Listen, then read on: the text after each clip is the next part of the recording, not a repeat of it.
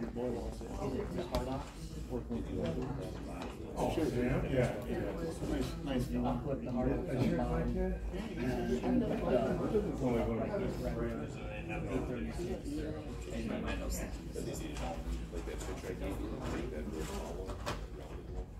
No. No, I can't do that now.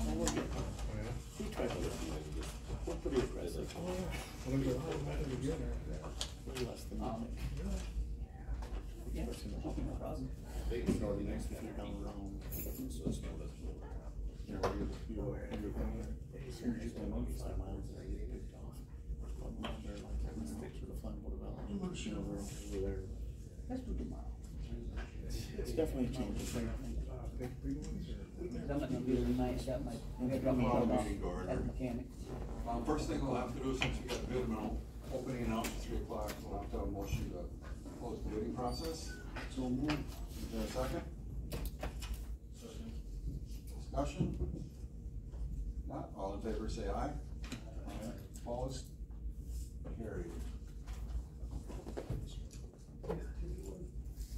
All right, this is for the Little Thornapple Snowmobile Bridge.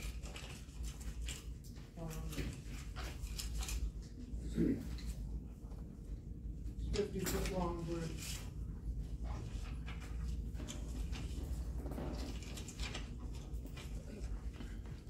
First bid comes in from Radke Contractors Incorporated. Total bid price, $157,402.66.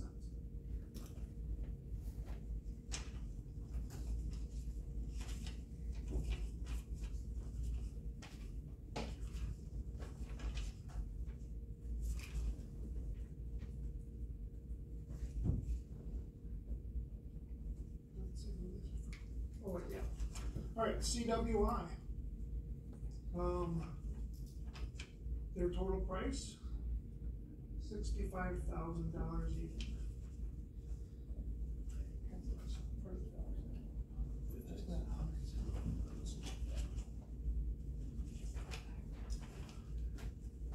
All right. Ritola Incorporated, R-I-T-O-L-A.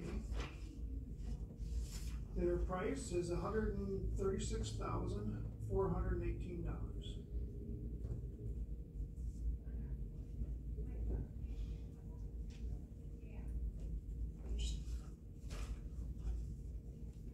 EB Welding.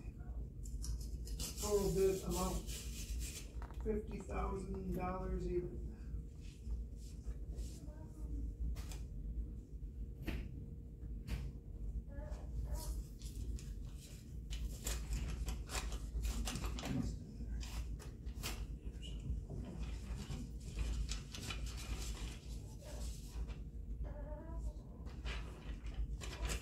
Anderson Bridges comes in at $58,000 even.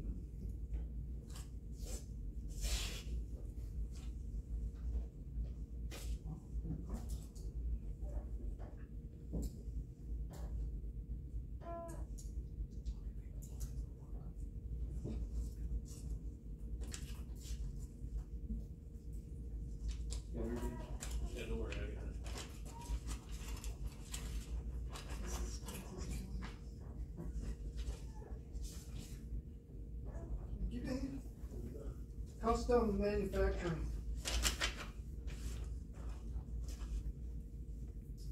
Total price $72,100.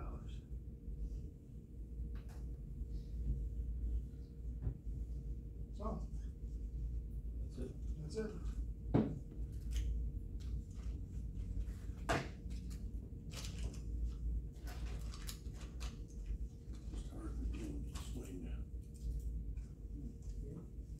Hard to believe the swing. Yeah.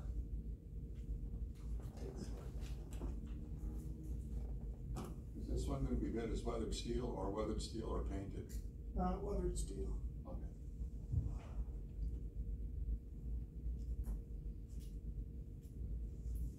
Somebody care to make motion?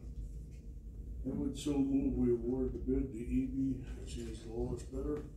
Second. Any more discussion? If not, all in favor, say aye. Opposed, carried. I abstain on. Okay.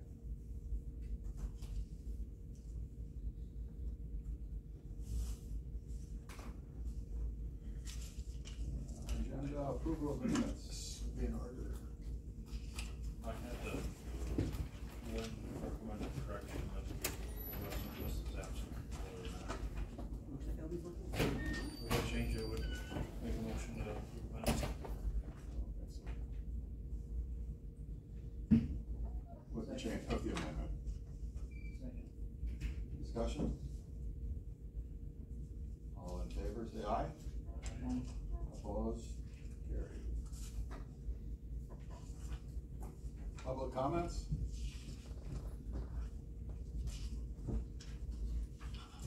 Well, as per usual, I've got a handout for you guys. Last month I talked about the carbon credits in an article, and one for you, there's one for you. I'm not sure.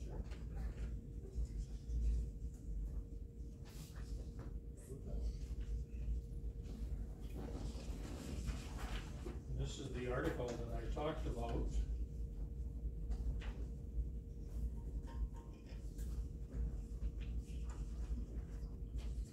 And again, it talks in this article about being able to use that money towards improving roads or building trails, roads, whatever.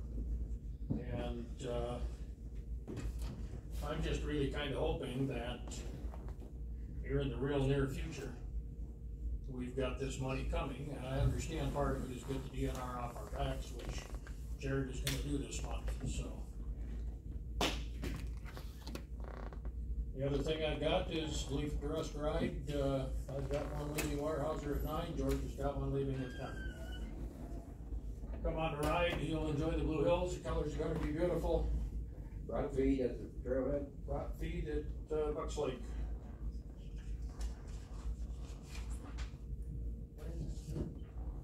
Saturday the 30th.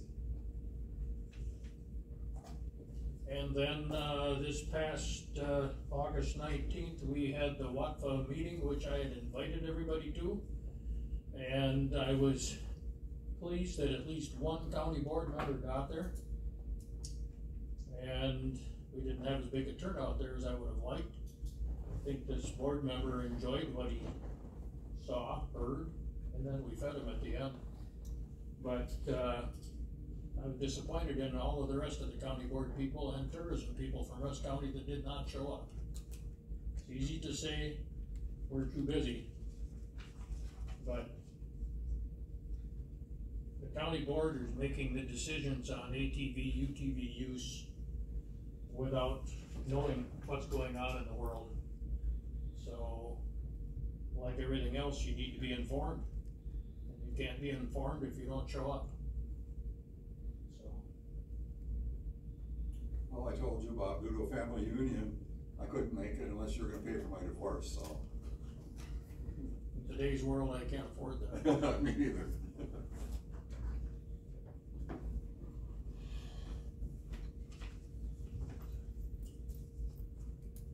would imagine some recommendation of some sort will be coming from the trails as well as this committee if we do get it. It gets time to budget, I would hope. Not much probably argue about, but. Anybody else wish to speak?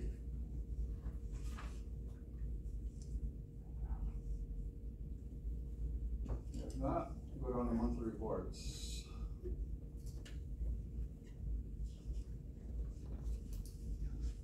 Park. All right, Jared and I attended the funding meetings in Weston, August 30th and 31st. And the first day was the snowmobile council had met, and we did get approval for another $7,630 for snowstorm cleanup from that December 22 snowstorm. And that went in under trail rehab. They were only, giving out, they were only allowing people, or I should say, the counties that were asking for, trails that had not been open to receive any more snowstorm plant money or funding. And because we did have a stretch of trail up by the front upper bridge that was not open last year, that money will be earmarked for that project. The Lady Smith Club was happy to get them out. And the next day, Will that cover what they gotta do up there? yes, that should cover it. Cause they were the ones that gave us an estimate going before that meeting that we applied for, so that should cover that. ORV met the second day on the 31st, and they approved our new development of an ATV trail up north of Bucks Lake, and that's 7.5 miles of new ATV trail. And that was, the approved amount was $630,950, so that was a fair amount for that project. So we're probably looking at least a 2-year development or construction project there. So we were very happy to get that. Highway Department completed paving near the intersection of O and F, the intersection for the ATV trail crosses. We had applied for a grant to do some improvements at the parking lot next to F, and which included a restroom, and then also paving the intersection there, and another one nearby there. So that is now complete. As far as our ATV trail by the Weirgore, Highway did gravel, or they did place gravel on the first half that was done last winter by Minocqua Grading. They had hauled in primary. So Highway Department was able to go in there and cover that with gravel. So that project is half done in the south section of the creek there. And we still need to get the rest of that done. There's a 1.5 miles of trail that we'll be bidding out here to be done this winter. And that'll be frozen ground work because of the soils up there. 1,800 cubic yards of primary and 1,800 yards of 1.25 will go down. The 100-foot bridge to go over to Weirgore is now planned to be installed early next summer. And then of course we just have the bid opening for the Little Thorn Apple River at Snowmobile Bridge. We did get the permit, permit for that just recently, so that is done, but that will also be a frozen ground only install because of the wet conditions up there. So hopefully that can be done this winter. That's what we're planning on. Camping has slowed down. Josie Creek is slowed down. I think we're still busy up at Audi and Perch in the hills, with the colors or the leaves changing color. That always attracts people up here to the campground, so especially the ATV enthusiasts. So they're still going strong, and they will be until at least fall and your hunting season's over. So, but we're still trying a little bit. That's all that. Any questions? We'll go to Dan. We're staying pretty busy out there. It's still dry. If it stays dry, we'll probably stay busy. Markets are somewhat of a struggle. Hardwood pulp being the biggest struggle for everybody. There's quite a bit of hardwood pulp sitting everywhere.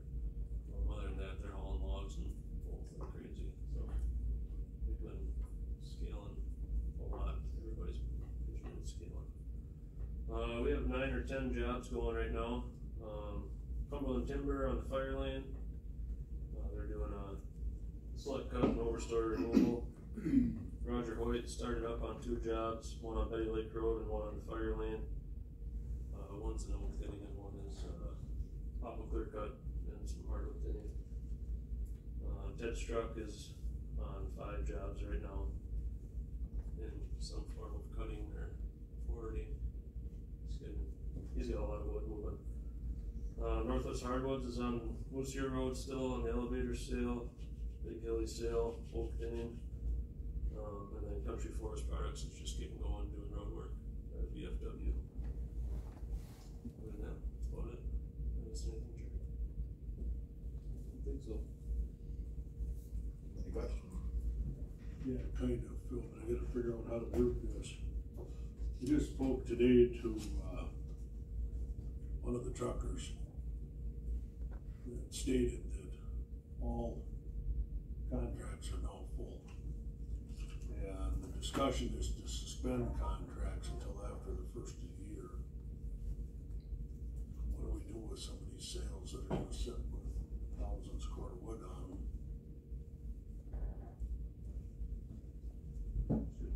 Great question.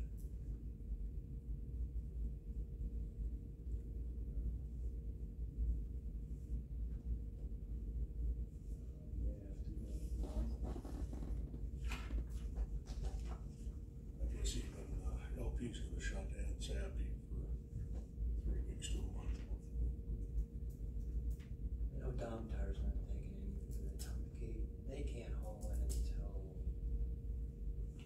April. They got shut down too.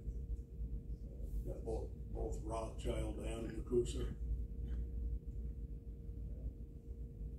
Got too much, nowhere to go with it. Spoke to, I can't say his name right now, he's a buyer for, PCA. And he said, I've been there 15 years. He says, I haven't ever seen this much wood in his yard in the spring. He says, let alone in September.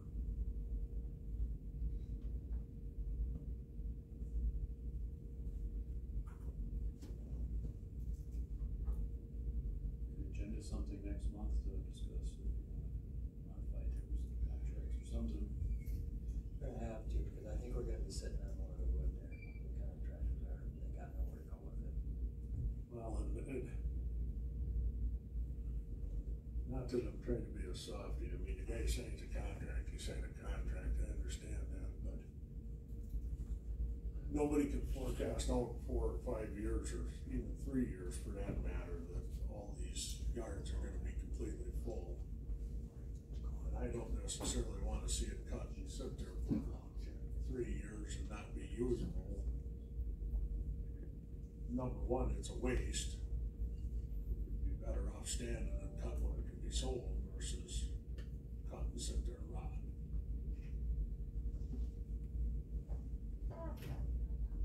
We agree with that. Number two, I'm afraid you're gonna bankrupt a lot of guys. That ain't the answer for our economy either.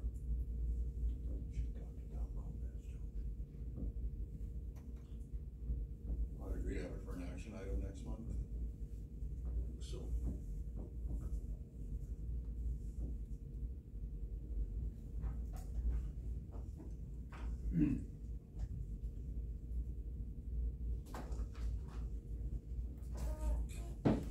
My turn?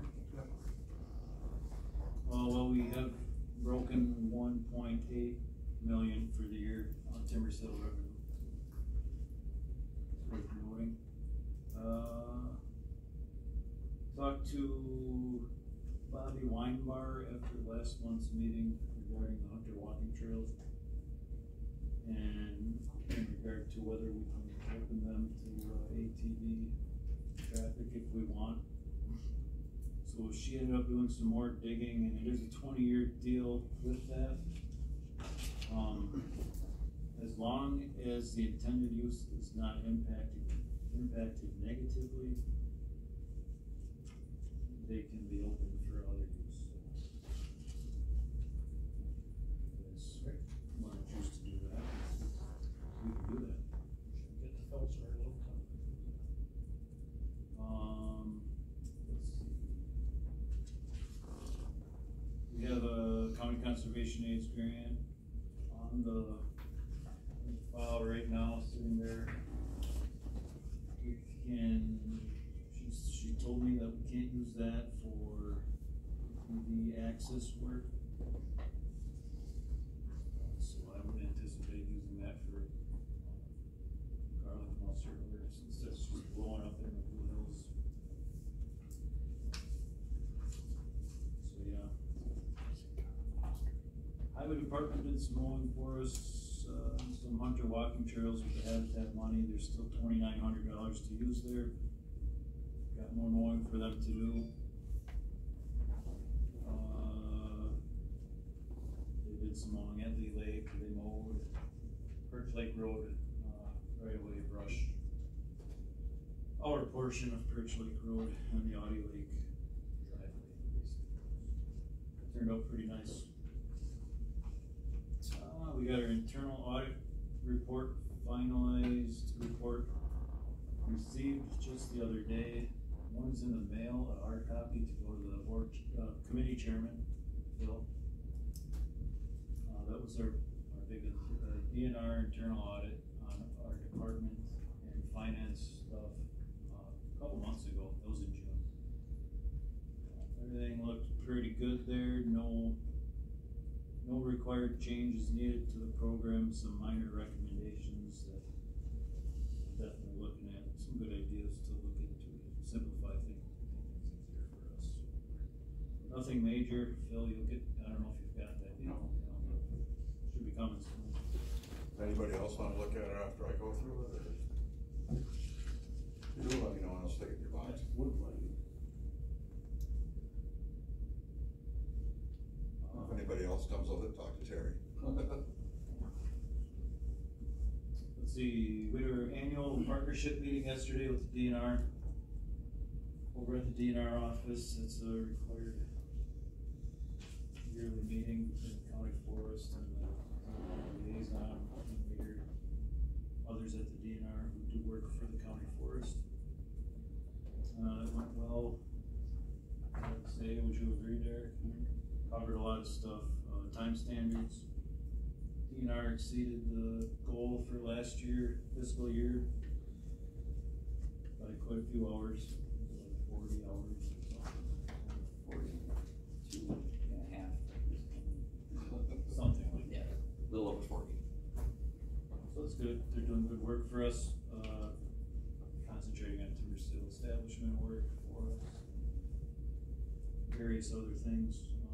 We touched on timber sales, recon, reforestation, wildlife, forest health, invasives, focus verification projects, recreation, certification audits. Yeah, lots of good discussion. Anything really worth noting out of there? Forest health wise? There's a hope for the ash. Yeah, there's a little hope for white ash. Some new study is showing that there is some resilience of white ash to the emerald ash borer. Black ash still appears to be basically 100% dead. There's some hope for some white ash, so that would be good because we have some really nice white ash in our forest. What is it, a regrowth thing, or the tree can survive it, which? The tree can survive it. Well, 20 to 40% of the white ash they found can, as the larva is making galleries underneath the bark, it can wall it off and basically contain it to an area to allow the tree to continue growing and not completely die. I guess those galleries, as they go back and forth, they're a lot narrower in white ash versus black ash. They might be 6 to 8 inches wide, which is a long ways across the tree. But white ash seems, if it's a healthy white ash, but still it's only 20 to 40% of the white ash they studied that showed an ability to do that. Still better than Something. black ash. At least there's hope because all the previous news on that is it's all gonna die. So. Right. Green ash is a little worse off than white ash, which I don't think we have much green ash at all. We have a lot of black ash in areas of what is, that's all gonna die. So, according to Should we, think about just chopping it around in those spots? yeah, absolutely. We've already sold timber sales on all of our major black ash. Now, getting them cut. Takes the right conditions and you gotta be able to get rid of it. Yep, exactly. Last winter, that that truck tried to get into one and it was just wet. All that snow, it was just, no frost in that swamp, so they never got a stick in there. Try her again this winter if it's cold weather. Let's see, partnership. Oh, I did look at Weirville Road today, Terry. It looks pretty good. They're really pounding it, but it's in good shape. Definitely gonna benefit from some gravel. That's when I was up there, it was just enough places that there was some pretty good sized rocks coming up that. Yeah, that's some clay in places. Yeah, the gravel's just, over time, you know, it's blown off or bladed off or whatever, it could just use a coat. Not the whole thing either, just mainly places. The hot spots. I don't know if I said last month or not, but we are going to receive our $30,000 sustainable forestry grant for gravel. Ditch work on rear loader and such grant. Most here, the three that need it the most, I think. Depending on what's the worst next summer. Spots with those. It's a state that comes through from the state. Or a grant that comes from the state.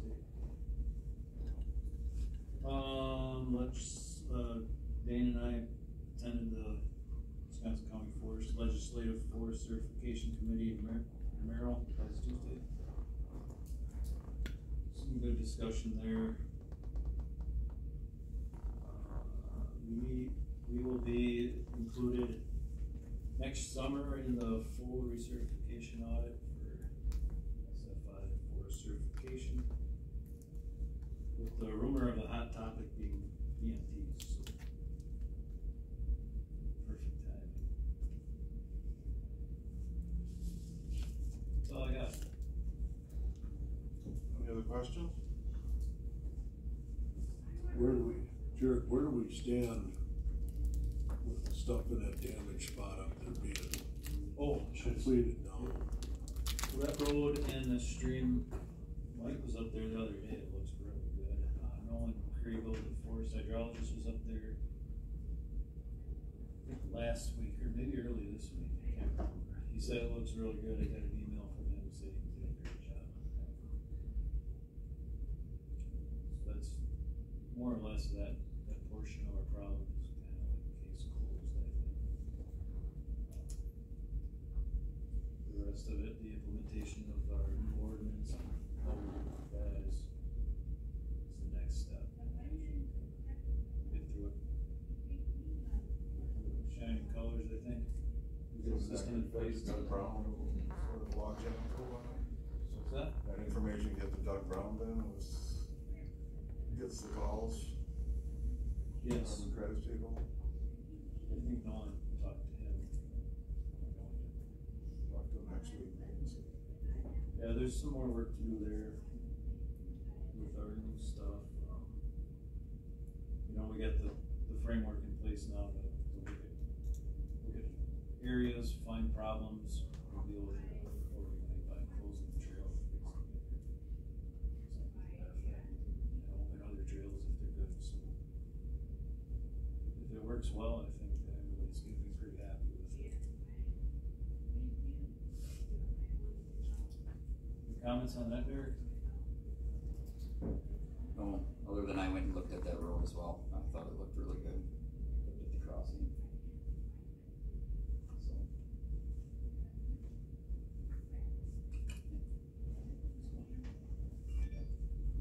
I guess then we're down to public trails recommendations. Who's talking on that, or?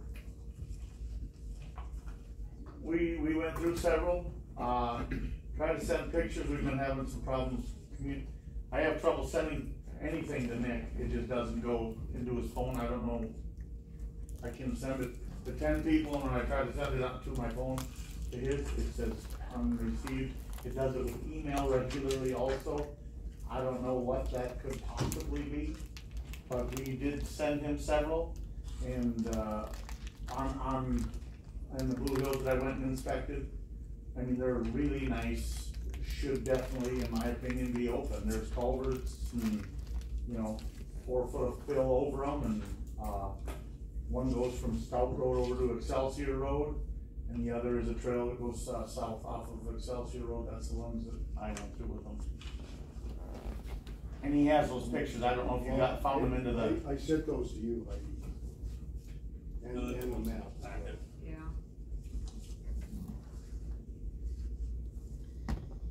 Yeah, they were in the packet. I sent Nick some pictures. I was up there and looked at a trail that goes, well, it's BH 1241. And that runs from the snowmobile trail over towards Euchre Road.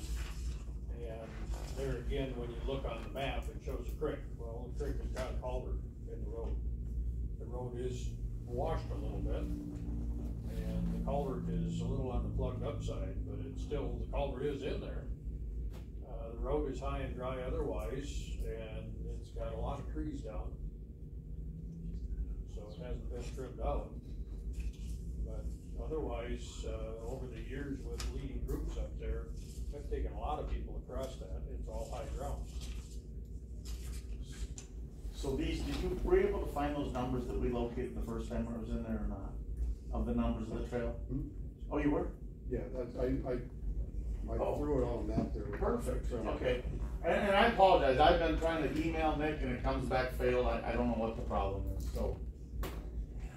But you should have the pictures and the GPS coordinates and.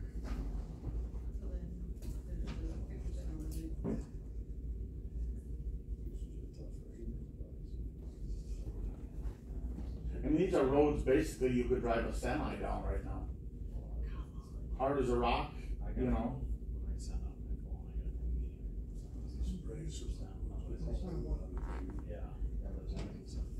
There's vegetation all along the banks typically.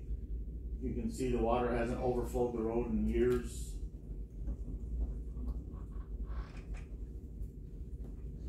I might add, it took me about 5 hours by the time I left my house, drove over there, met the guy, we went on his four-wheeler ride, took the pictures, took a bunch of GPS coordinates, got back. Obviously we don't get paid for that, but you know what I mean, we don't get mileage. That's a substantial hit if I was to go do that myself for my own income to go work. And so all I would ask is that you take, when we submit pictures like this doesn't benefit me at all. I mean, I've never even been on that trail, but this guy says he uses this trail regularly, and he likes to use that as a cut through to get through the forest from his cabin on Stout Road, which is a dead end. And you know, he said one of the reasons they wanted that place so bad is because on Stout Road was to travel through this trail. So he's really hoping it can be open. There's another short dead end trail that goes in 6/10 of a mile down off Excelsior Road, but these things are hard as a rock, and according to him, they've had that place 17 years.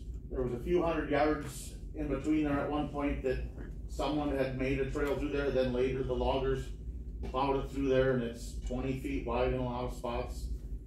He says it's looked like this since they bought the place, and it hasn't changed. So.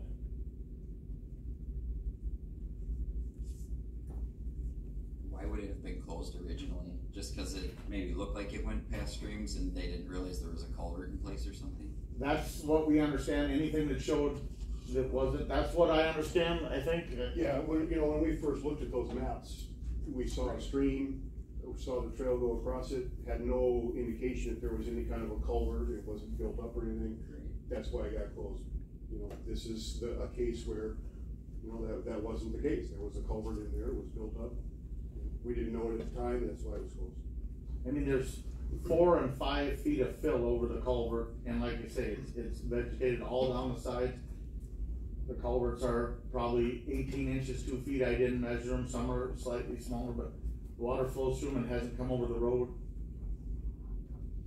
in any time in any recent past. And of course, it's dry this year, but we've had some wet, hard rains. So, in previous years, you can see it's clearly usable and continues to be usable for the long term.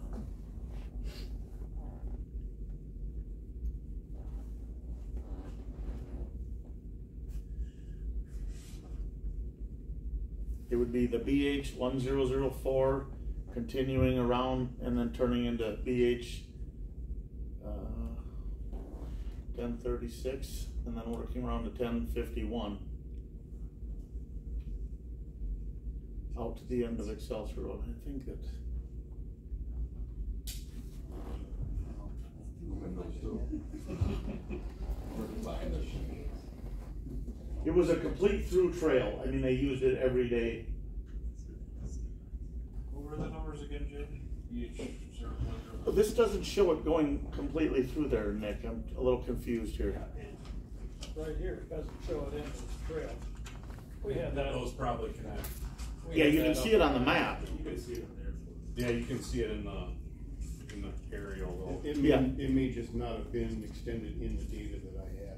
It's 1080, 1051, 1036, 1004. Coming through there.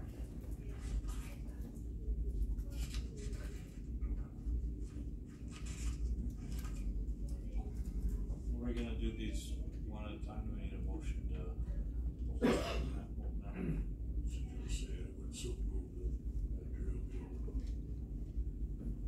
That series of 3 numbers. Is there a second? I'll second. Should be 4 actually, I think. Yeah, Four see, numbers. I have 4 of them. That was 51 and 80, right? Discussion? Not all in favor, say aye.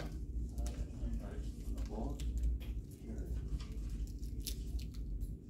So the stuff I sent you, No, it's into next month. right, because you'll have to take that to the ad hoc committee first. We're good.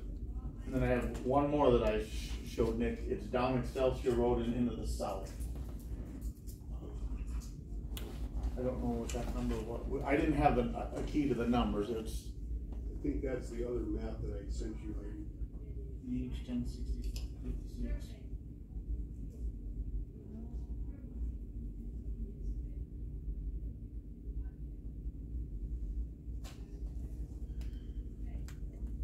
that one, right, Jake? let's see, where is it? Oh yeah, yes, I'm sorry. Yeah, 10. Start in there to that Y, I believe, of 1056 and 1077. Or I'm sorry, where is Excelsior Road here? I gotta be honest with you, I'm a little confused here, so. It must be 1056 coming into that split from the main road there.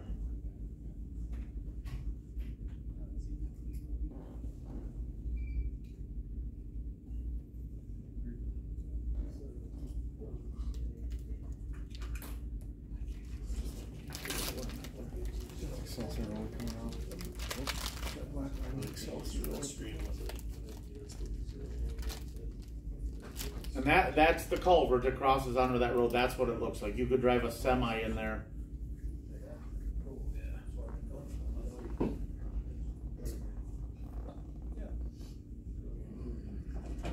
So where? That's Excelsior Road coming off up there. Oh, On the north, that black line. it does swing that far south. I didn't Yeah. realize it. Okay, yeah. So it's 1056 crosses that one creek to that next split. And we walked both ways down the split, and it starts to grow up. So they said they utilize that one pretty regularly. And that were the last pictures were that. Jake? Yeah, yeah. Actually, really nice because it helps us understand when he drops them in there. I agree. That's I excellent. really appreciate that. I would so move that BH 1056 be less. I'll second. Does that go on 77 also, Jay, or? They want to, just to the split is where it starts to really grow up past there.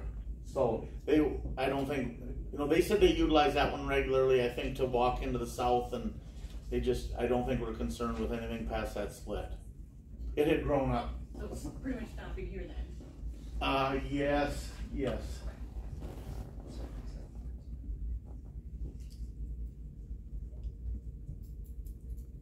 Any more discussion? Not all in favor, say aye.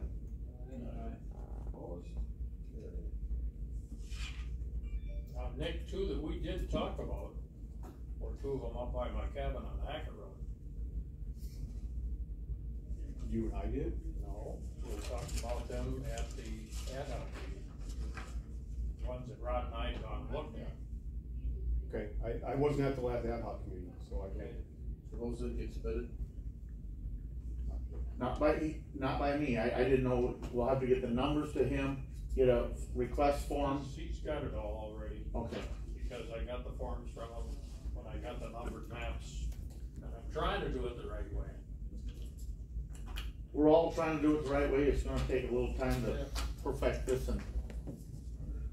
I'll need to stop in and get more forms too. We appreciate the effort you guys are putting into this and making sure it's done right so that we document and have everything. It really is appreciated. The only thing that you guys gotta realize, over in the east, you're not gonna get pictures like you just saw, because everything's grass and trees and, you know, these trails hardly ever get used, so it's really hard to get good pictures, because all you see is grass. Yeah, but as long as the picture don't show us cattails or a pond, Yeah. Rod, I think we're. Yeah.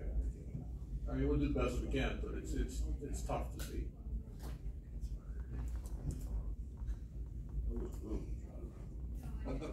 Phil told me to do it. Yeah, so he should. Phil ordered. Well, it does help when they're off to see the screen, they still get the reflection from the windows, but. We'll work on that, actually. That's it for today then? Evidently. One question I have, we've got some trails over there that, the trail is really good for a couple miles, it's a main access trail, but there's like maybe one mud hole or the one south of Hack, or Skinner Creek Road there, I mean, it catches the edge of a wetland. Now, that was just logged this last spring, prior to that, there was a go-around trail around the wetland. And, you know, of course, after they logged it, you know, that, I'm sure that's gonna get opened up again, so how do we view something like that? I mean, where there's a go-around for ATVs around the main trail, is that considered the trail then? I don't know why it couldn't be, as long as, you know, you're not in the wetland, you're not in a creek. And there is provisions in there, Jared, and I don't remember them exactly, you told me, but 6 inches of water for 75 feet or 100 feet or something like that. Oh, what? Yeah. Would be 66 feet, 10 inches. Okay. So, I mean, maybe in situations like that too, if it looks like it might go through the mud hole and it might go on a go around, maybe we should figure out a way to sign so somebody doesn't accidentally go through the wetland. Block off the mud hole. Yeah. It's called drop a tree in it. Because so many of the people that drive ATVs and UTVs may have a chainsaw with them, but they don't have enough ambition to get off the machine and cut the tree out of the road. If there's a workaround, they'll take the, even if they don't know it's a short, the trail. Alright, That's I'm actually really curious smart. though. Just don't drop the tree in the wetland, because then that's a wetland fill. It's not allowed. So it's gotta go down before the wetland, you're saying? Well, I mean, placing debris like that in a wetland is considered a wetland fill. You're filling in a wetland. I was lifting it, isn't that the term, Jared? Lifting. We can't fill it, we can lift it. Oh. So who gets the fine when the wind puts it in there, Nick? You'll have to take up that with Mother Nature.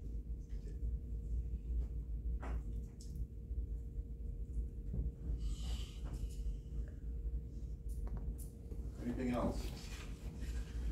The other trail that me and Derek looked at, or a couple, me, Derek and Mike looked at today. Forestry Road, that we should pull those pictures up if you could, maybe. Or start with the map.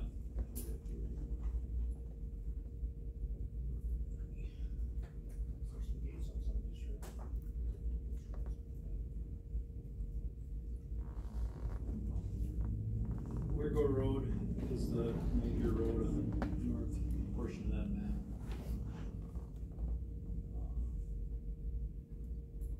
Let's see, those 3 labeled pins are stream crossings on those woods roads.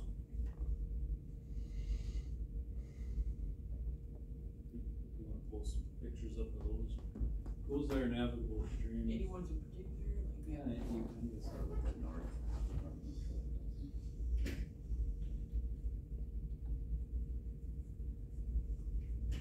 So are they marked red on the map now? No, they're open on the map as green, but they need to be closed. At least, they could probably be opened up to whatever a buffer was from the stream crossing. We did that. I think you were going 100 feet back, Nick? I'd have to look, I think it was 100. If I could ask one question, and I agree that could be, what would you navigate that stream in? I don't know. Kayak, I suppose.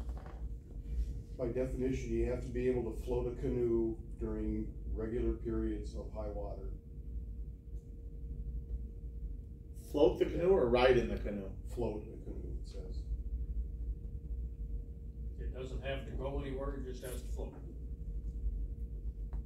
Like that, I mean, just looking at that picture right now, that's a navigable stream. That's standing on the trail crossing, looking downstream. On that northern crossing.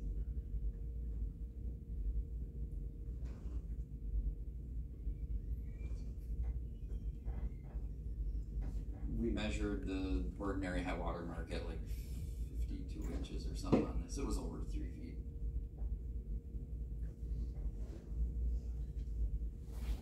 So when they logged that, I assume they just bulldozed right through that, is what they did? No, Probably see, froze in it actual, down.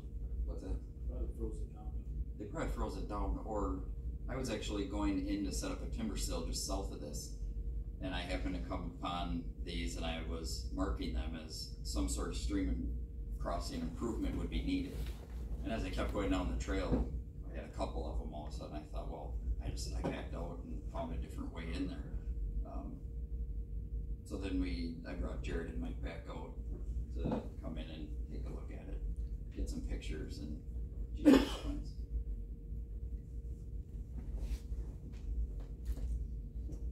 Derek, my question on something like this, considering the pictures that I saw, it looks like the rest of the trail is pretty decent. Yeah, Some of it is, soft some of in it's pretty spots. soft. But this, yeah, so far, this particular trail doesn't look like it gets a lot of traffic. My question is, what would it take just to put a pipe in that? Good question. You have to get a permit. Chapter 30 permits. You'd need another one on the southern crossing too to keep that whole bottom. Probably. Is a ford and a 2,500 culvert the same amount to get a permit in? A crossable ford? I think so. Say that again. The permit cost, the permit fee? Yeah, the permit fee for a culvert versus a crossable ford, are they the same? I think so. I think that fee is $303, isn't it? The fee itself is pretty cheap. Right now, you can never get a log truck or a dump truck in there with rock. It's where it comes right off of Weirgore Road. It's kind of soft at the beginning there. One has a mud hole on it that we measured. It was 50 feet. Yeah, just over. It's not 50 feet. it's not 66 or beyond. So technically, by our standard, that mud hole doesn't mean there's an issue there. You're not getting rock in there. You could potentially ferry rock in here, I suppose, or culvert. I mean, this is there's lots of these all over the landscape.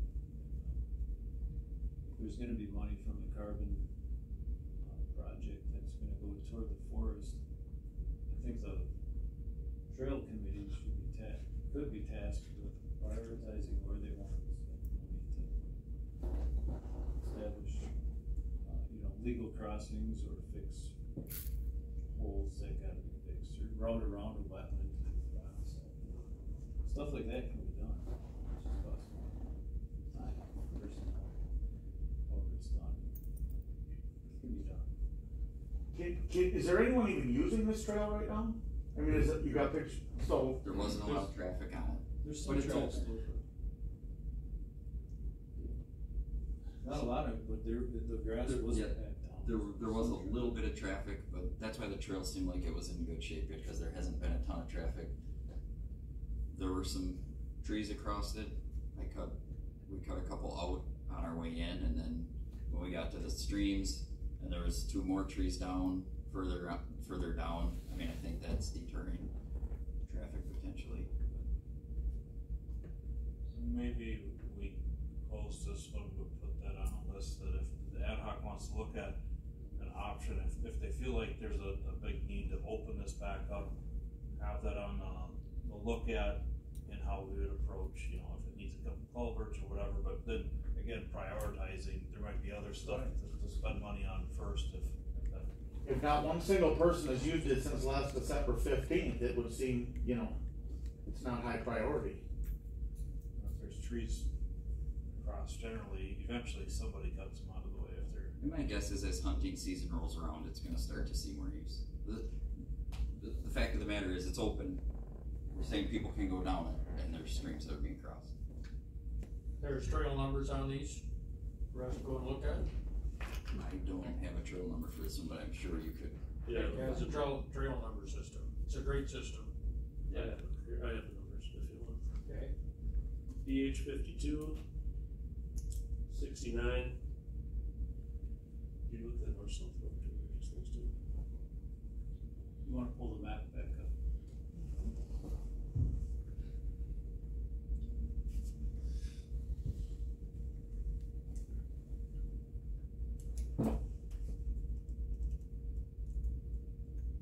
Just those 2 roads. Yeah, those 2 roads are the roads with the streams on them. Those pins are on the streams. Now those other 2 pins that are right close to each other near Weirgore Road. Those little trails there are actually, I think they're old skid trails that probably maybe had some dozer work done on them, or maybe were rutted and got fixed. But there's small trees growing in them. They're not really woods roads. They're weird. You can see them in spots, and then in other places there's regen in them. Yeah. They were GPSed at some time. They were GPSed at some time, but they were hard to follow completely through. And areas where it's like, well, it has to go through here had trees growing in it. I swear this is my last comment. When we were told that compromised map, all those had been either field verified and or were agreed to, who field verified them previously and who agreed to them? They weren't field verified, Jake. That was what Nick and, I'm not sure if Mike and Dane were in on that. I think John Runstrom was. Yeah. Okay, and it was kind of done, correct me if I'm wrong, Nick, by the LiDAR data that you had on the maps? All we did is we started with a GPS map of trails that Forestry had. Who GPSed them, when they were GPSed, that was our starting point. That's the only thing we had to start with. So that's where we started with. We looked at all the data we had. That's how we decided as best we could what should be open or what could be starting off as open and closed. It just really goes to show the inaccuracies of And the now map. we're in the process of doing the corrections.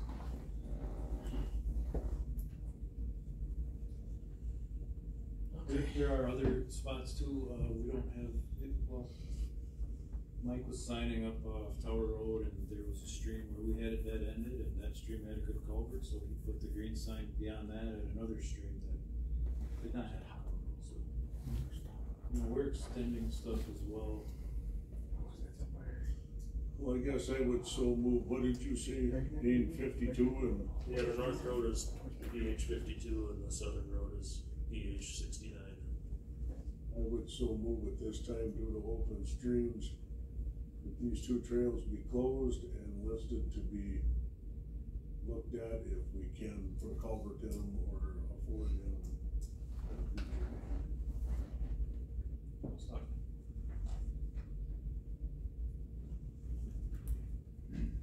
It'd take faster, Watch how I should put it in front of us first most of the time. That'd be a mistake with me.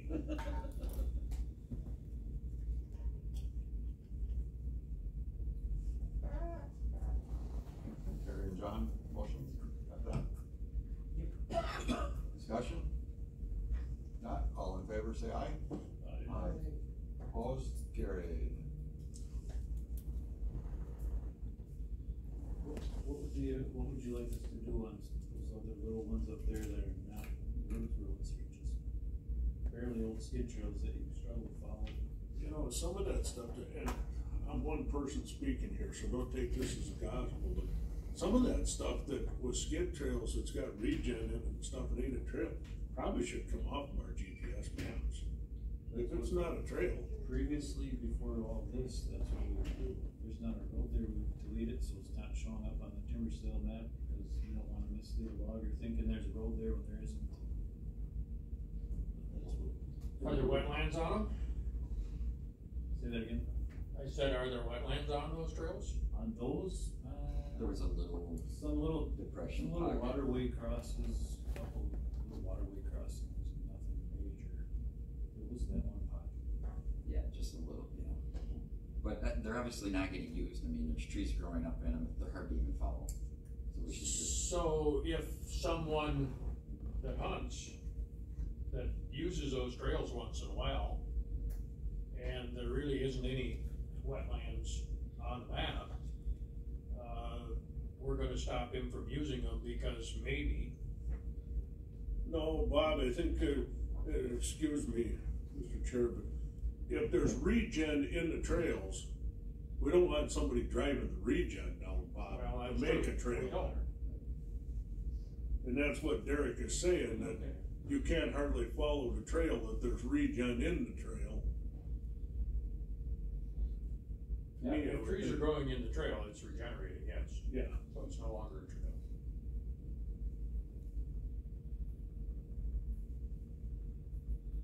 So the policy of deleting those makes sense to me at this point. That's what we thought when we were out there looking at it. We thought that would be the best thing, to just take them, remove them from the inventory. There's other places where there's actually trails on the landscape that aren't on the map, so it could really. Exactly. I would so move that. Did we vote on it last month? No. No. Motion for northern and southern. We didn't vote on that? We didn't vote on it, Cory.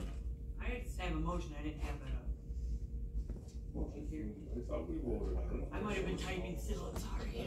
I'll try again, so she can record it. All those in favor of the motion, say aye. Aye. Opposed, carried. I would so move that them trails that, what they're speaking of is skid trails that got regen, that'll be removed from being on our maps.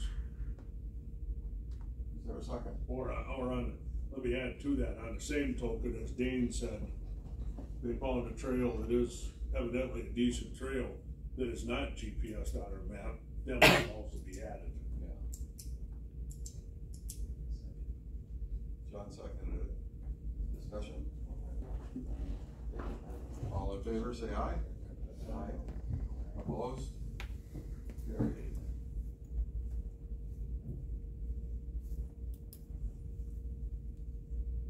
Anything else on trails? Are there any open trails that currently have locked gates on them? Probably.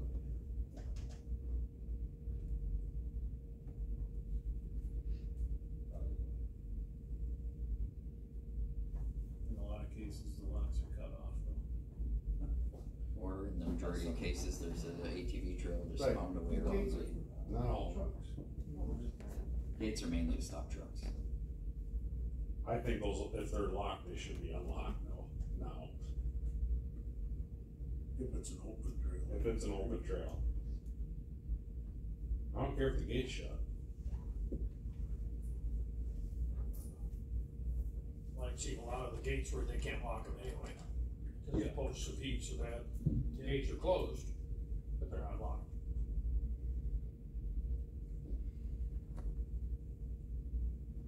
In most cases, there would be a trail around it if it was.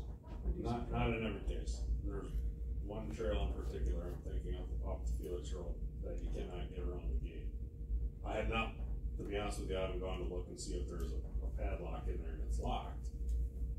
Which gate is it? South Off the end? old snowmobile trail to the south.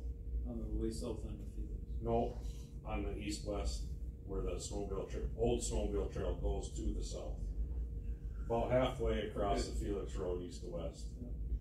Where those little timberman bridge things are laying. There's a bunch of stuff laying, I don't think you couldn't drive around that gate. Can I say one quick thing? I would, if you wanna go on those gates by individual basis, but you wanna be careful about opening every gate, cause you get a couple of drunkards out there after rain, and they tear up every trail in the forest. You know what I mean? If you gotta make a little route for a four-wheeler around it, that's one thing, but you could really run yourself into some trouble if a bunch of jacked up mud trucks and stuff go in there. Well, Ross, the gate that you're talking about, I've gone around it on my wheeler. I don't think right now you can. Okay, well, I haven't been there this year. So that brings up another question. Pickups are not allowed on any county trails anymore at all? That's correct. Because when we first started talking about that ordinance, it was motorized vehicles. Motorized vehicle. And then its wording got changed to ATV, UTV. So. In the count, the weight restriction was added to 3,000, right? Is what the deal is? I think that's what it was, Jay. I haven't got it in front of me, but I think you're right.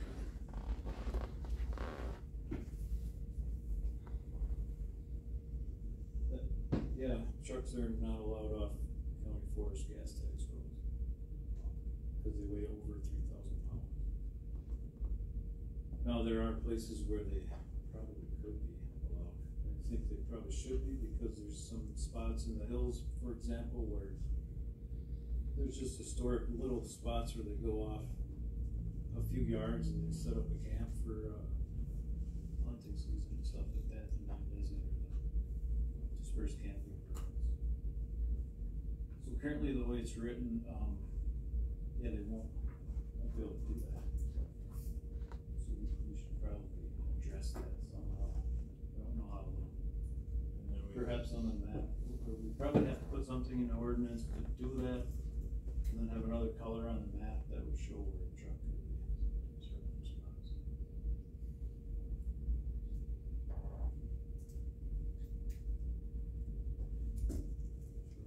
There's some other changes to the ordinance coming up later in the agenda too, that maybe we should have to do more modifications to that. Unless you just simply, it's some spots where they're gonna camp for some purpose. I doubt whether there's any of them that are driving 2 miles back in the woods to set a camper. I don't know, probably not. I know there's some that are maybe quarter mile. But if we just change the ordinance to say if we designate a certain area, and then after that, like you said, have a different color on the map or something, if there's a little chunk that we open up for trucks. Yeah, I don't think it has to be complicated. Put that on next month's agenda or something.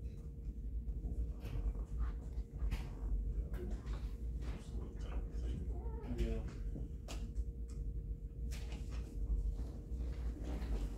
We should think about it. Anything else for public trails recommendations?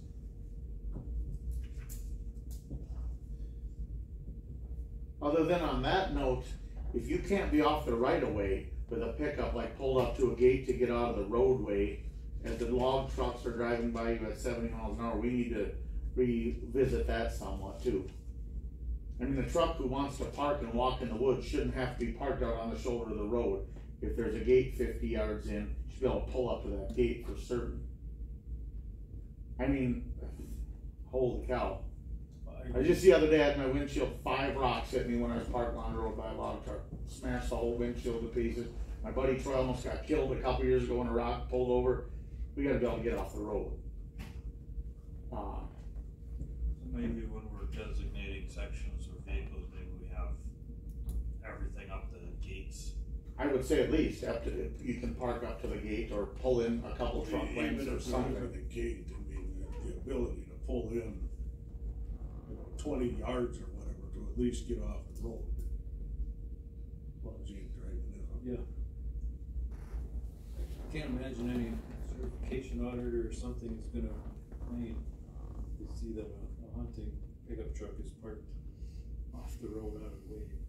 On dry ground. Well, that's gotta classify, Jared, some way, shape, or form under a safety issue to not be parked on the shoulder of the road, cause Yeah. a lot of them shoulders up there are a 1 foot shoulder, if that. I mean, Yeah, some of the If roads there are a is little a wider shoulder. than you can barely fit 2 vehicles down. Yeah. Gravel roads.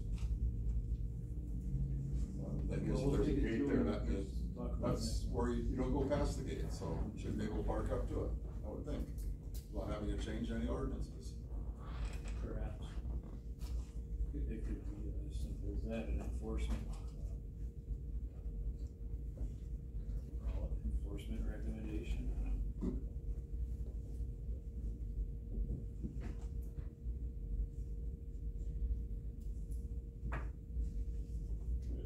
Could be written something in the ordinance that like, you can park up to 20 feet off the road or something. Yeah. I mean, you think it would be without compromising? Any of your thoughts on that, I guess? The ground is firm enough, Exactly, as long as it's not a mud hole right there that you would pull off into that anyways, I mean. That way, cause otherwise if somebody's trying to follow the ordinance and even if you direct somebody to give them leniency, if I'm like trying to black and white follow it, I'm the one that's gonna get screwed cause I'm parking on the road, right? Right. Yep. So I think maybe if we could write it in there. I agree with Terry to some degree, it is a safety issue if you've got log truck traffic on the narrow roads up in the hills and that vehicle isn't allowed to get off the road, I mean, it's just not right. That's my thoughts, I don't know. we'll put it on next month's agenda, and Yeah. everybody can think about it. helmet age, I guess, is next. Take note of that if Heidi. Good deal. Yes, I would question why we need a helmet age in there when that's already state law for riding the machines. Yeah, I would be on the same side as you, question if we even need anything. I don't have no, it's anything different. Can't supersede state.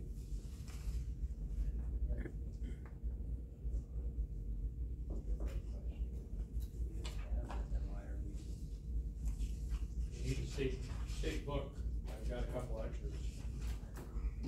So Dylan's, you guys read Dylan's email? Yeah. Game warden.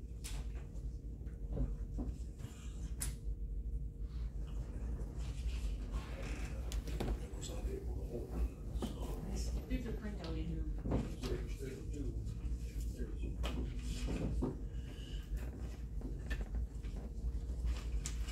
The gist of it is that our ordinance says under 16 requires, no, wrong one. Headgear required if under 15.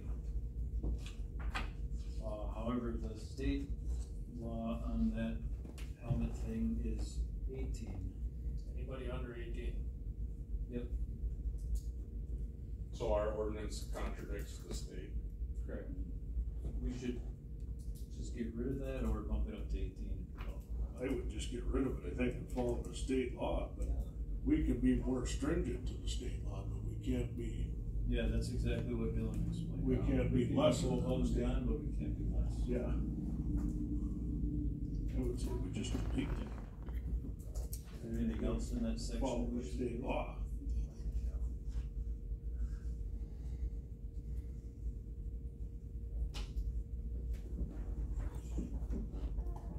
I think we should allow motorcycles, but that's just.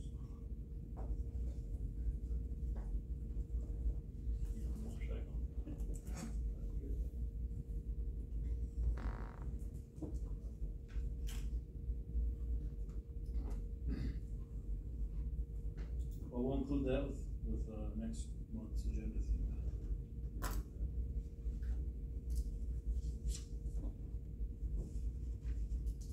I don't know, I think we can do that here, Chair. Yeah. It's on the agenda. Okay. Discussion of possible motion. Does that need to go to the full county board then, as a change to the ordinance? Ashley? A change to the ordinance, yes, it needs to go in the form of a resolution to the board. I can help you with that.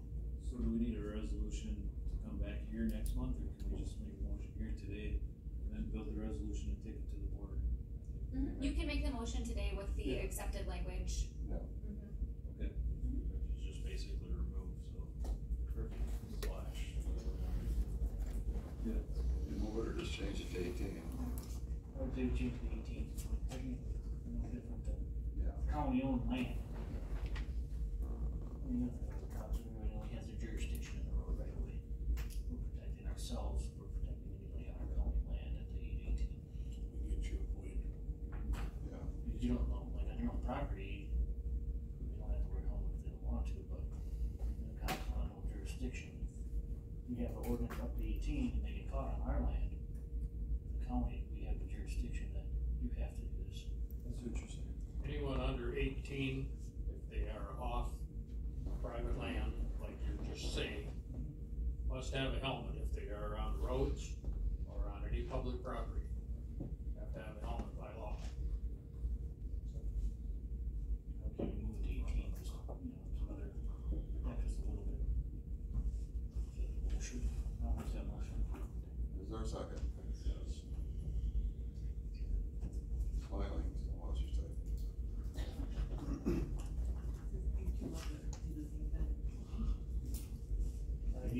Any more? It don't matter. Discussion? All in favor of the motion, say aye. Aye. Opposed? Carried.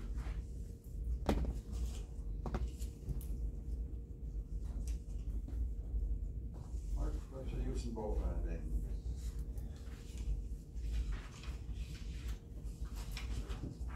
We've been dodging this one for 2 or 3 months. As you remember, there was a complaint about our boat landings only allowing day use. I think everybody agrees we should allow them to be used at night as well. So I went through this and made some other changes as well, just to update it with a current listing of our boat landings.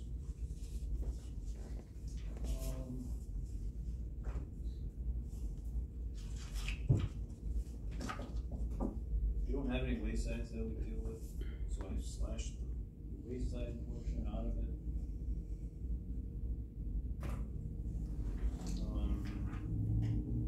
Something about Audi Perch Lake Campground, I took Perch off because that does allow ATVs now.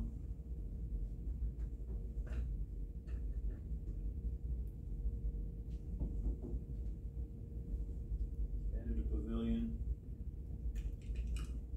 The Murphy picnic area. Perch Lake Campground and park at this area. Okay. Added a portion for Perch Lake to,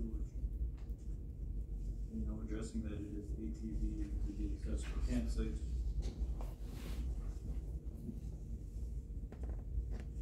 Under letter C. Number 4 is slashed because I don't think we've ever done anything there for the last 15 years.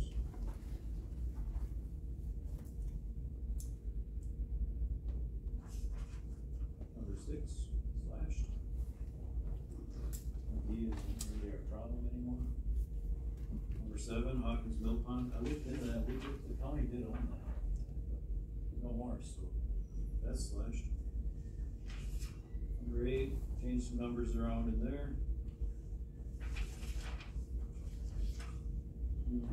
The table shows our boat landing list. All the red ones were not in there. So I added little park use regulations.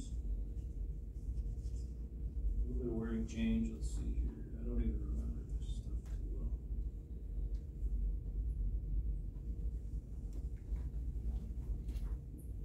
No person may enter or be on such lands outside of those hours except for campers or those en route to a designated campground, persons transporting watercraft to and from designated boat landings, and those launching or landing a boat at a designated boat landing. Reserved pavilions, snowmobile, UTV trails, ski trails, hunter walking trails.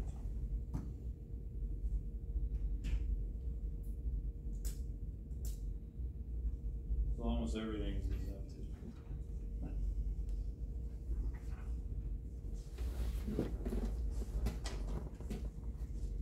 What about if somebody's like fishing off a boat landing?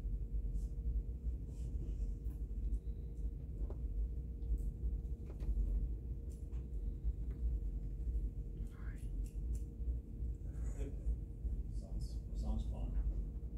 But, okay. Yeah, I think it should be, but it's not the way this is written. Maybe add something. Yep. Just like, besides for launching a boat, or something like. Or short fishing. Or short fishing, yeah, there you go. Or short fishing. You can add that.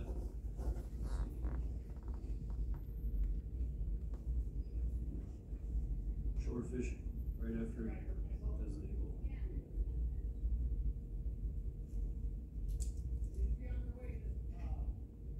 Perfect.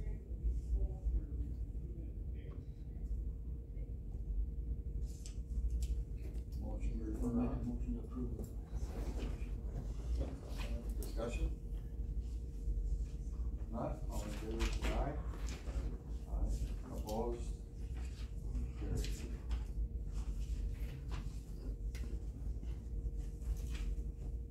So we'll probably just have to order some stickers to cover up the zone.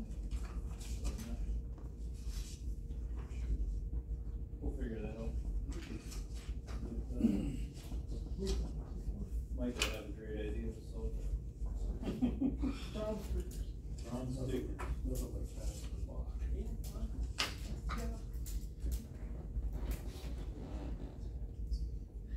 Culvert purchase?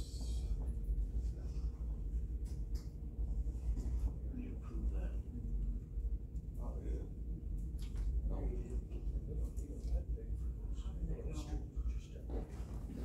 It could be taken on.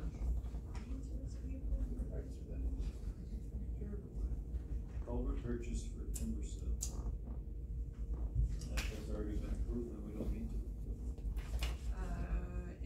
In the minutes, it was recommendation for the committee, for the administrator to discuss with the admin coordinator and highway commissioner to purchase culverts and have culverts available to forestry department as needed, doing internal transfers. And then it got sent back.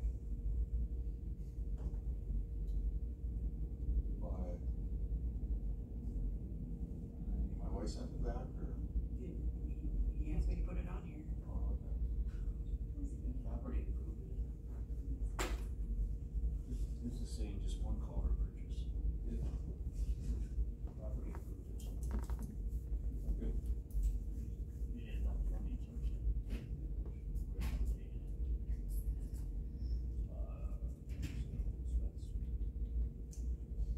Forestry budget. Is that the one that used to, have the loan for? Yeah, okay, I think that can finance in that one too. I think they were good. Good. So that's good. Any other committees? Sounds like there are no other committee things. Water bars. I can take this one. So I had sent some pictures to Heidi. I'm sure you guys saw the email exchange that I had with, or some of you saw the email exchange I had with Jared here. End of August. One of the trails that we got added on last month's meeting. Came to my surprise after we got it added, there was a bunch of what Jared calls water bars installed. My concern with them is it basically just eliminated travel for ATVs and UTVs or anything. The bottom picture there is the shorter The shorter water bar, I took a picture of it today that I sent to Heidi with my side-by-side next to it. You can clearly see that my side-by-side would bottom out trying to get over it. That would be the top right picture. The bottom picture on that group of 3 is one of the other water bars, which is, I don't know, pushing 4 feet high. You know, the first one, yeah, I could probably get my side-by-side over it. I'm gonna rake going over the top, and I could get over it. The bottom one, there's no way. One of my concerns with, I mean, these are trails that we just posted as being open, and now we go in and install deterrents that at a minimum would be safety concerns. Kind of my other big gripe with these particular trails is this got logged this past winter. A year ago, those trails, the grass was waist high. There was no erosion in them at all. I think Jared or Nick or somebody took a picture of that top left picture of the erosion that occurred going down those trails. I'm guessing they took that right before the dozer showed up to fix them. And as you can see, all the grass has grown up except for in the erosion ditch. So they basically waited until the end of August to fix that erosion ditch. That top right picture is today. No grass obviously has grown on them since. So we waited until the end of August to so-called fix that trail, which is going to leave no grass or anything on those trails to hold them together. Now, next spring, you know, if we happen to get 4 feet of snow like we had last winter, there's going to be erosion going down those roads again. I understand the need for a water bar in that one particular area. Whether you can call that a water bar or not, I could argue, because to me it's more of a berm than a water bar. But, you know, I am interested in keeping these trails open for the future too, not just now. And I'm interested in them being usable. And the way these trails ended up, they're not usable. That berm on the bottom, that is in a generally flat area. The top right one, yes, there is a little bit of a hill coming down where it eroded, but there was no erosion prior to them building that berm on the bottom. In fact, to build that berm on the bottom, they basically scrape a bunch of topsoil off the ground in front of it to build the berm. So now you also have a hole in front of the berm. It just seems very counterproductive to me. Not much common sense used in doing it. I understand the contractors are busy. Maybe that's the earliest they can do that. But if we're going to do it, we should be doing it at the beginning of spring, or, you know, when stuff dries up, so we have time to establish some grass and vegetation to hold it together. Because even with that water bar and that trail, that top right picture, we're still going to have erosion coming down those trails. They're going to blame it on the four-wheelers. It's going to get shut down. Get shut back down again. When in all reality, there hasn't been an ATV. I drove on it when we applied, or when I inspected it to get it added, and I drove on it today to take these pictures, but it doesn't look like anybody else has used that trail.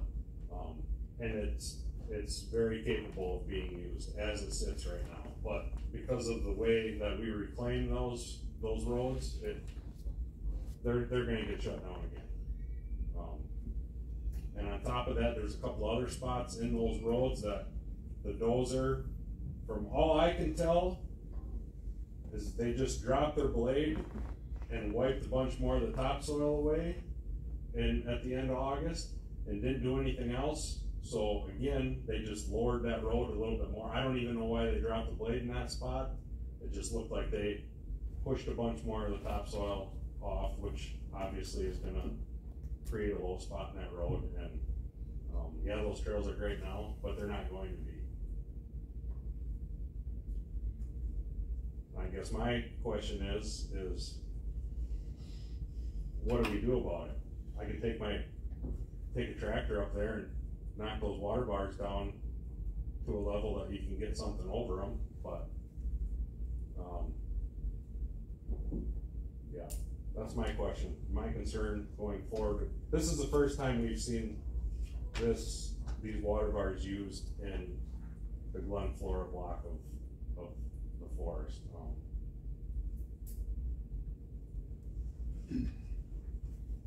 Well, and looking at that, and I have a problem, I use common sense, and, you know, that top left there, you know, Jared took a picture of that erosion, and yes, there's some erosion, it's off to the side of the trail, but it's, you know, it's not deep enough to be a major concern, really. And I look at that, and it's grassed up enough to where that hillside is stabilized again. And then now we come in and we just open it all up again, and if we have a couple of rain events next spring, we're gonna have some serious erosion, in my opinion, even with that water bar. You know, and it's too bad because that water was out of there early spring.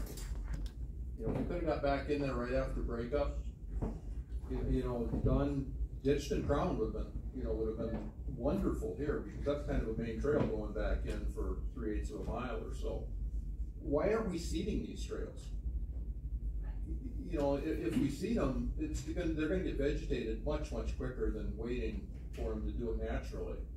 You know, and then we're stabilizing it, it's not gonna erode, then we're practicing good conservation, right? But when we don't seed it, we just leave it, you know, we're just asking for trouble. As far as the reseeding goes, Mike does the work up in the hills on the state-funded ATV trails, and when Scott is done with the ditching and whatnot, Mike goes in and seeds it. Even this time of the year, before snow, we've got great things growing already, coming in to hold things together. But again, if you go and do this dirt work out on the trails and then they don't seed it.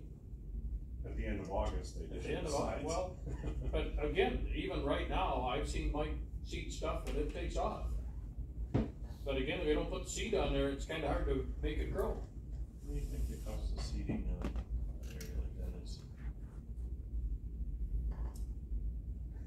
What did you spend on seeding? It's pretty expensive, actually, because we use a loggers mix and then we have a cover crop. Usually A lot of things we need the loggers to start doing. So it's not exactly cheap. I think we had it as required financial effect.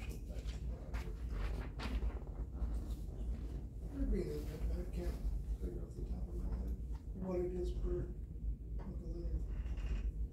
You know, if we just did it on areas with slope though, I mean, I used to sell seed at it. $50 would go a long ways in seed for a smaller area. Mike, what do you seed? Do you seed? Sorry? What kind of a mix do you seed? We use a loggers mix with cover crop like winter wheat. What's It's that? usually a 3-to-1. In the loggers mix, there's fescue, there's clover, there might be timothy. I don't know, there's like 5 or 6 different. Okay. I'm gonna be honest with you, I'm gonna argue the point that it's expensive. Because I just seeded 54 acres. That whole 54 acres, and I used expensive seed, alfalfa, was $2,200. When you're talking about an area like this, you're talking about 4 or 5 pounds of seed. And that's gonna go a long way. I was putting it on at the rate of 22 pounds to the acre. $30 would probably cover it. I would. We usually will double that or go heavier because of we consider critical use type seeding. It's double or triple that, but what does a bag of loggers cost now? I don't know. Not sure. Yeah, something in that. It's gone up.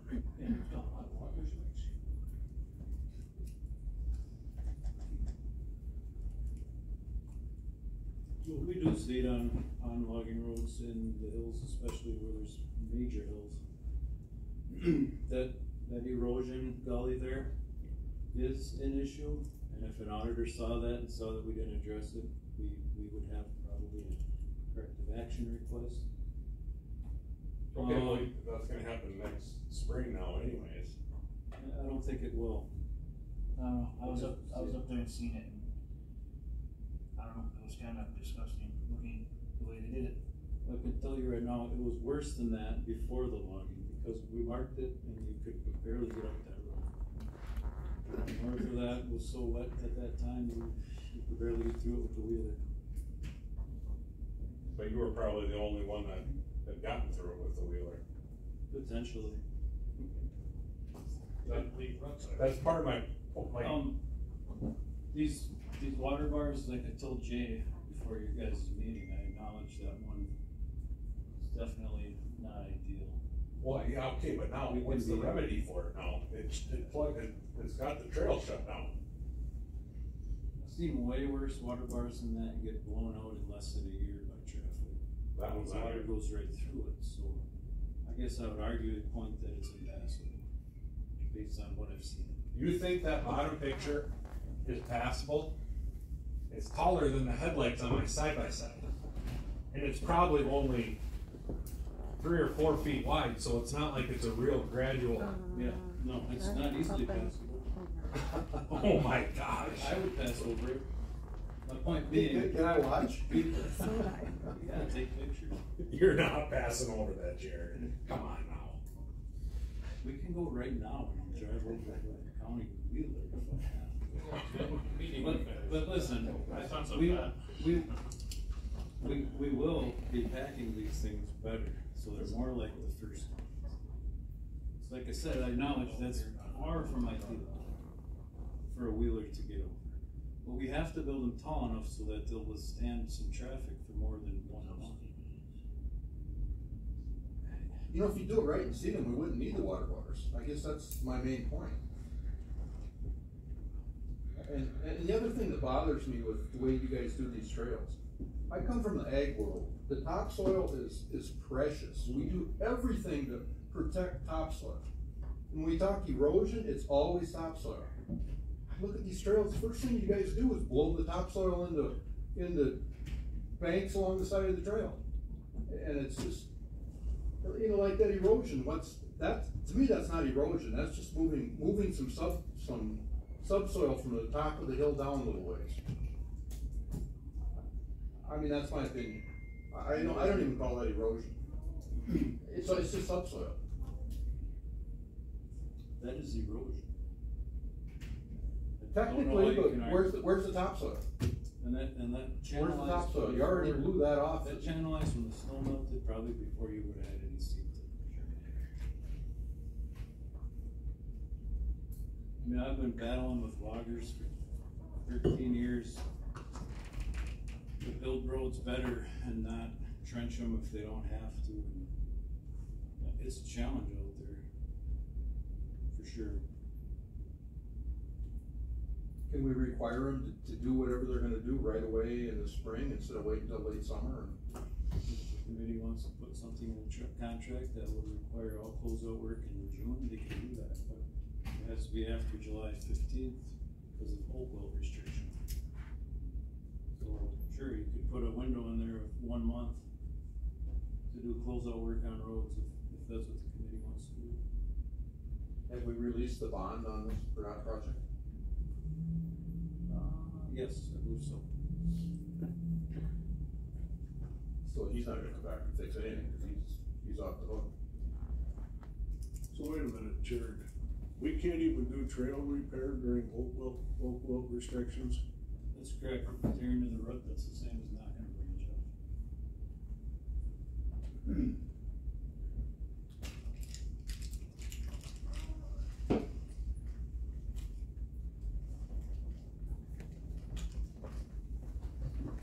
In some areas, you can where there's no hope. Like, in this situation here, who decided we needed the water bars there? Dane did. Was anybody out there when the contractor was? And the way he built them, you thought that was suitable for the Concord? Yes, those are wonderful. In my opinion, the ditching and crowning would have been a way better solution than a water bar. Another thing we can start requiring on the contract. I think we need to have it on next month's agenda and discuss it more, but we gotta do something with these, cause I was out there and looked at them, and the one, you're gonna get a wheeler over it, but it's gonna be dangerous. So now we made it dangerous on a trail we had just opened. Now we made a dangerous obstacle for somebody to go over. And I can show you the picture when I went and looked at it. That's the kid standing below it, the wheeler on top of it. And he took all the dirt from the woods, so now you're diverting all the water around. The trail is better off now where they brought all the dirt out of the woods onto the trail. Because nobody's gonna drive over that berm now, so now you're preparing them to go around it. It looks like more of a trail where you took the dirt. Now, I mean, that trail didn't seem bad to me. Put a water bar like that in it. It was already ditched good, it was solid road. But we have to do something different, because we can't keep doing this if we're opening roads for people to be on.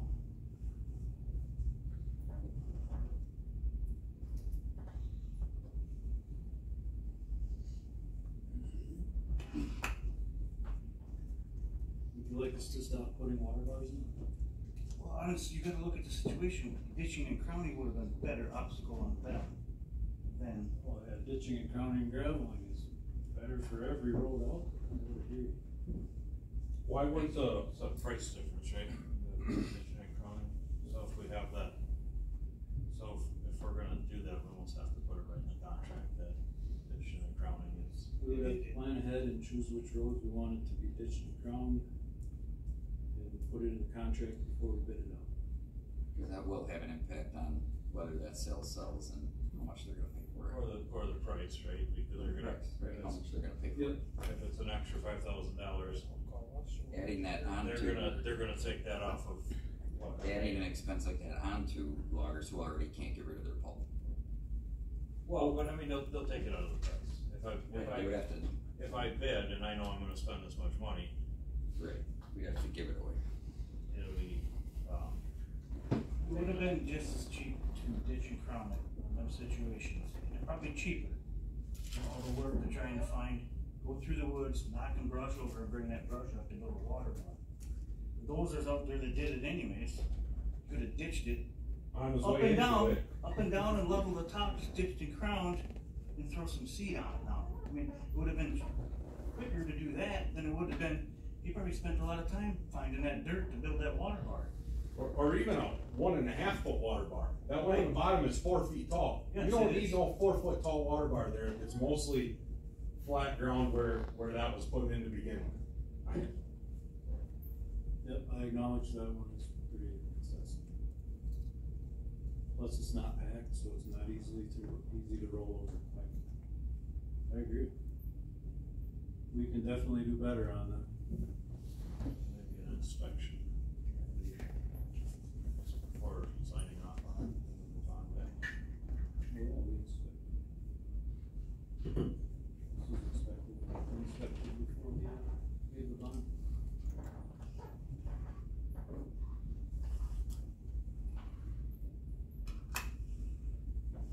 But I mean, they weren't that steep of hills where they even showed where you needed a water bar or a 1 or 2 foot one. I mean, you're talking on 200 feet, you're talking a 2 foot drop, and it wasn't that much. Where ditching and crowning would have been a way better solution to that whole project.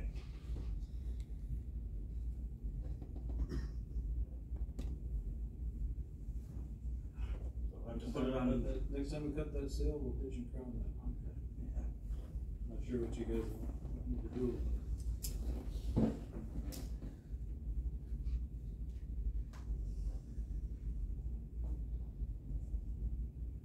Well, if you seed it now, we'll seed stroke. Hold it together. I think so, we're getting close to where we're at, I think, probably. If we have weather like this another week, we can get it to germinate. We at least seed it so we're not. Especially if we gotta throw some rye. We'll be there next spring. Yeah, so we're at least holding the ground together. Yeah, we can see that. I just looked on the internet, 5 pounds of loggers mix from Deer Creek Seed is $33. you know, I don't know if it's the same waters mix, it's probably pretty similar, but. I think that is the standard river that we get. We wouldn't necessarily have to go way out, but at least the area around. You could have a little spinny deal and walk right down the middle and probably cover the whole trail. Yep, that's what we do when we do it on major hills.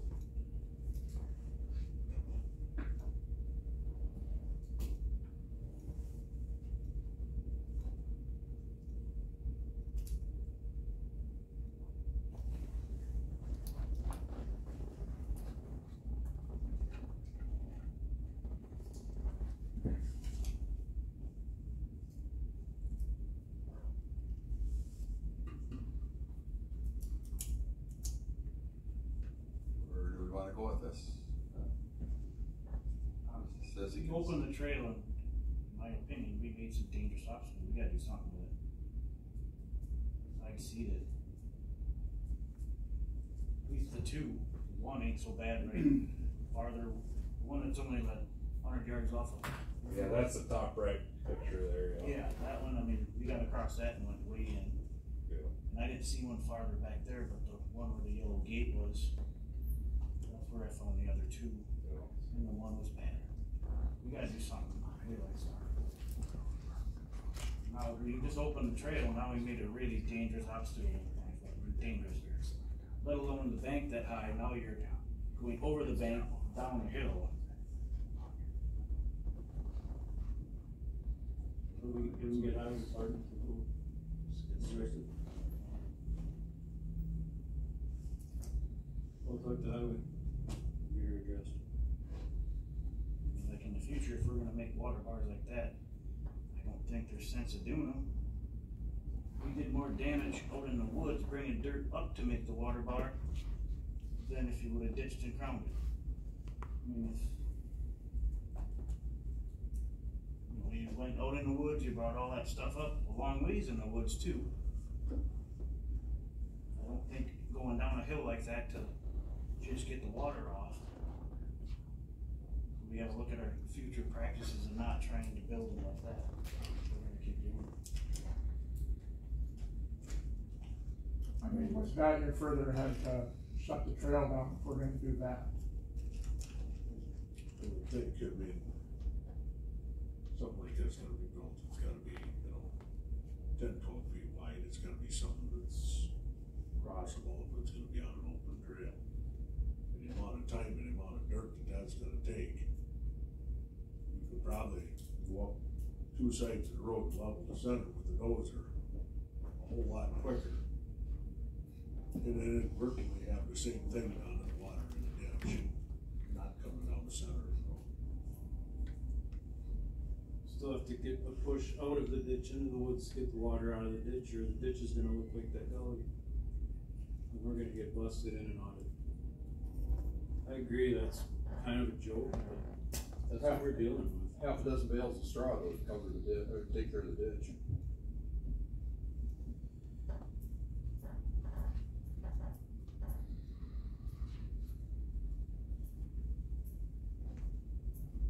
You can hire another guy to do all this. Good to go. It's up to the logger to do it correctly to start with. And I've said many times before that when the logger's doing the road, it's just as easy for them to ditch and crown it as it is just to push it flat. So then you don't have these problems. Well, correctly is a matter of opinion. This is gonna be fine in an audit the way we have it, so I would say it's correct. If you want it done differently, more expensively, like I said, we can put that in contracts. And again, this committee could ask the loggers to, when they do something like this, they could seed it and if they need to, put straw on it. It's just a matter of reclamation. And who did the damage? Them. So if that's what it took to get the product out of the woods, I guess they could be responsible for fixing their stuff. And they were, like I said, it's good to go for our audit. Would be highway in their department, not them. Well, it wouldn't have ran down the middle of the trail and eroded if it would have been ditch and crown in the first place.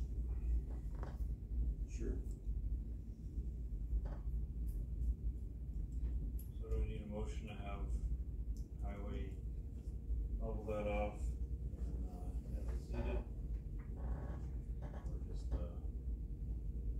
direction of committee's good enough. I would think that would fit underneath where we're at, the water bar discussion.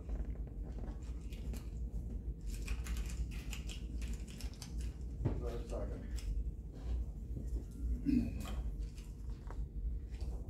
Discussion? All in favor, say aye. Okay. Opposed? Carried.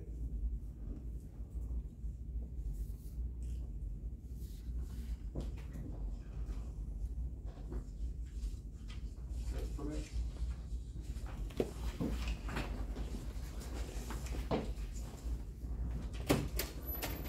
Chris, that's the one you called me about, wasn't it, Jared?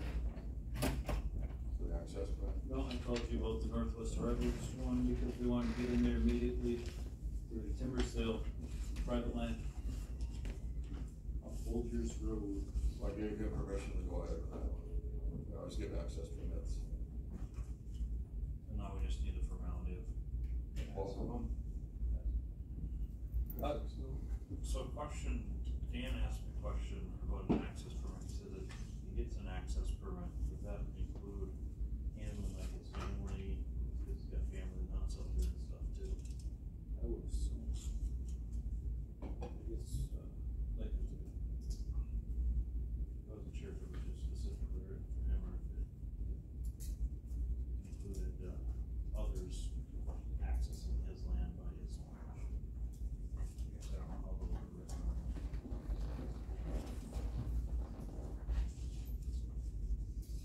written. It's usually just goes to the, whoever's getting the it's written up for a landowner. I would think that if family or friend was going with them to their place, would follow you that. So like it's a case of Dan, I think he said him and his son own that together, so then he's wondering if his son would be covered, and then if the brother comes out there too. And, it's just wondering if. I would think so, but maybe I should talk to you. Yeah.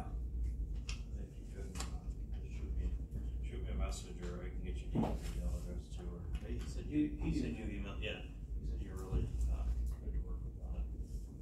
I was. Said that Jared guy was nice. Sent me an email and all this stuff.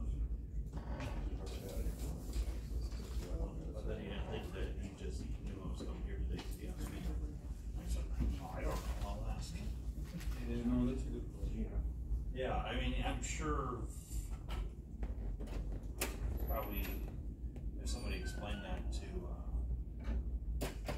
somebody going out there, they probably have leniency anyways, but just, is it actually,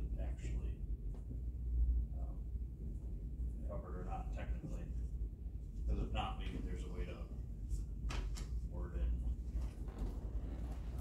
something, I guess. There's a way.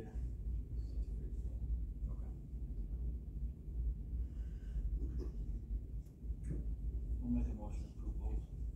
Is there a second? Yes. Discussion? All in favor, say aye. Opposed? Carried.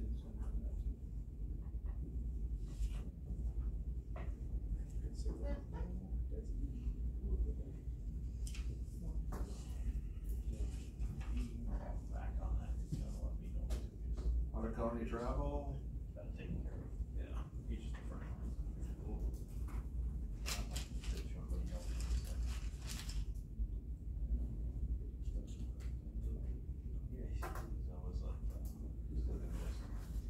I'll make his life get off. Second. Any discussion? Not all in favor, say aye. Opposed? Carried.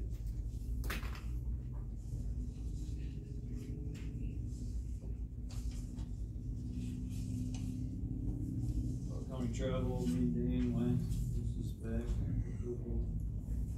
in Maryland, September 12th. As far as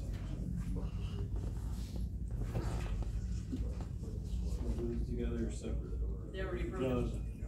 When we were talking, Jerry They wanna get going.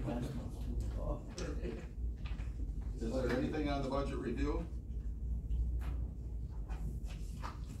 Or, I presume we're still behind on bills. $2,000 for a month for Forestry? You guys have been tight. Motion to pay the bills? Is there a second? Second. All in favor, say aye. Opposed? Carried.